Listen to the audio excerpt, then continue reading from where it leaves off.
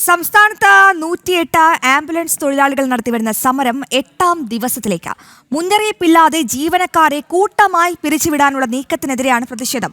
കമ്പനിയുടെ ഭാഗത്തുനിന്നും അനുകൂല നടപടി ഉണ്ടാകുന്നതുവരെ പ്രതിഷേധ സമരവുമായി മുന്നോട്ടു പോകുമെന്ന് കേരള പ്രദേശ് 108 ആംബുലൻസ് മസ്ദൂർ സംഘം വ്യക്തമാക്കി.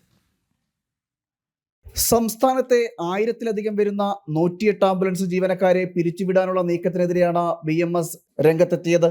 7-8 വർഷമായി പ്രവർത്തിക്കുന്ന ജീവനക്കാരെയാണ് യാതൊരുവിധ മുന്നറിയിപ്പുമില്ലാതെ പിരിച്ചുവിടാൻ കമ്പനി തയ്യാറെടുക്കുന്നത്. GVK emergency management and research institute എന്ന കമ്പനിയാണ് ജീവനക്കാരെ പിരിച്ചുവിടാൻ നീക്കം നടത്തുന്നത്. നിലവിലെ ജീവനക്കാരെ പിരിച്ചുവിട്ട ശേഷം കുറഞ്ഞ ശമ്പളത്തിൽ യാതൊരു പ്രവൃത്തി പരിചയവുമില്ലാത്തവരെ നിയമിക്കുവാനുള്ള നീക്കമാണ് കമ്പനി നടത്തുന്നതെന്ന് കേരള പ്രദേശ് 108 ആംബുലൻസ് മസ്ദൂർ സംഘം BMS പറഞ്ഞു.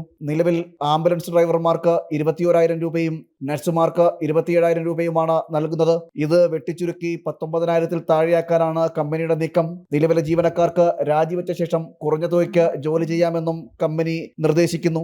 108 ആംബുലൻസ് എന്ന് പറയുമ്പോൾ ഒരു രോഗിയുടെ ജീവൻ രക്ഷിക്കുന്നതിന് വേണ്ടി നഴ്സുമാർ ഉൾപ്പെടെയുള്ള BSc നഴ്സിംഗും അതുപോലെ ജനറൽ നഴ്സിംഗും പാസ്സായ തൊഴിലാളികൾ വിദ്യാർത്ഥികളാണ് ആ 108 ആംബുലൻസിലുള്ളത്.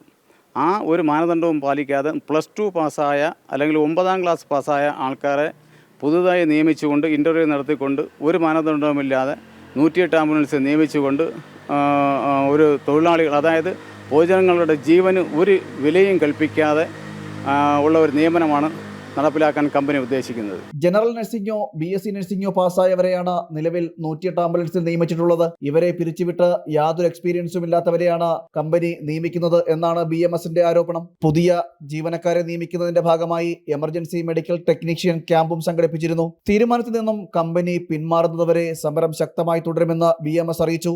കേരള മെഡിക്കൽ സർവീസ് കോർപ്പറേഷന്റെ കീഴിലാണ് ഹൈദരാബാദ് കേന്ദ്രമാക്കി പ്രവർത്തിക്കുന്ന GVK emergency management and research institute പ്രവർത്തിക്കുന്നത്. വിഷയത്തിൽ നേരത്തെ ആരോഗ്യമന്ത്രിയും കമ്പനി അധികൃതരുമായി ചർച്ച നടത്തിയിരുന്നു.